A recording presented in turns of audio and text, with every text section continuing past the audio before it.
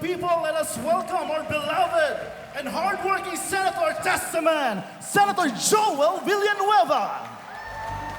To God be all glory, honor, and praise. Amen po ba? God is good. And all the time. Alam niyo po, nakakatuwa dahil kahit anong nangyayari sa mundong ito, alam natin yung sabi ng John 16:33, in this world, there will be troubles, there will be tribulations, but God said, be of good cheer. Sabihin mo nga sa katabi mo, sa nasa kanan, be of good cheer. Sabihin mo sa nasa kaliwa, ikaw din, be of good cheer. Because God has overcome this world. Palakpakan po natin ang ating Panginoon. Alam niyo po, personally, growing up, nung lumalaki po ang JIL Church, ang lagi pong sinasabi ni Sister Dory, importante na kilala mo ang Diyos mo. Kilala mo kung sino yung tinatawag mo pag nangangailangan ka. Ngayon po, anibersaryo ng JIL Church, ang tema natin, who is the answer? Christ Jesus is the answer. Amen po ba? Sabi po ng Jeremiah 33:3, call unto me, and I will answer thee. I will show you great and mighty things that thou knowest not. May mga kamanghamanghang bagay na tanging Diyos lamang ang makakagawa. At gagawin niya po ito kung tatawag po tayo sa ating Panginoon. Napakasarap sa mga JIL people na alam po natin kung sino yung tinatawag natin. Amen po ba?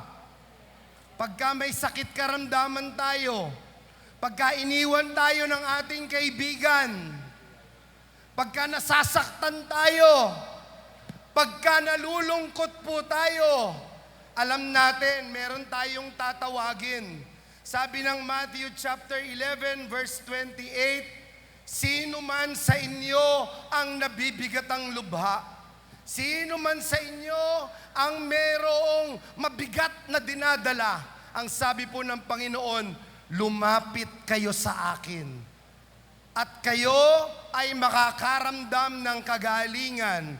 Kayo ay magkakaroon ng kapayapaan. Kayo ay magkakaroon ng kasaganaan. Come to me, sabi ng Panginoon. Come to me. Hindi po kung kani-kanino. Hindi kahit sinong politiko na pwedeng magsabing pinangakuan na kayo, gusto nyo pa, tuparin ko ang pangako. Yung mga politiko na madali lapitan pero mahirap hanapin. Hindi po ba? Tayo po, alam natin, pag lumapit tayo sa ating Panginoong Diyos, hindi niya tayo itataboy.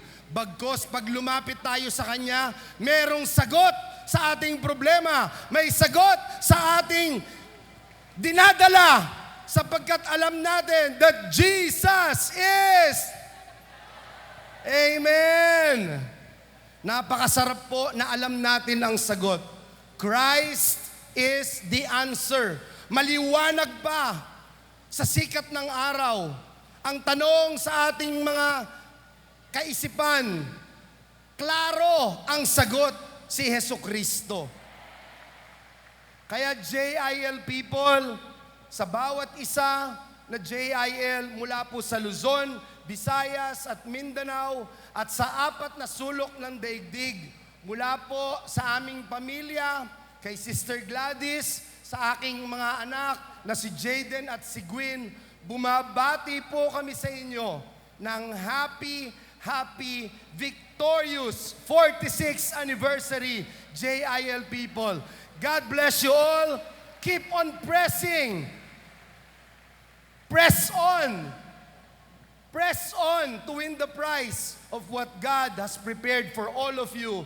Because the Lord, our God, who started a good thing in us, ang pangako po niya, He shall complete it until the day of the Lord Jesus Christ. Maraming salamat po. God bless you all. Mabuhay ang JIL!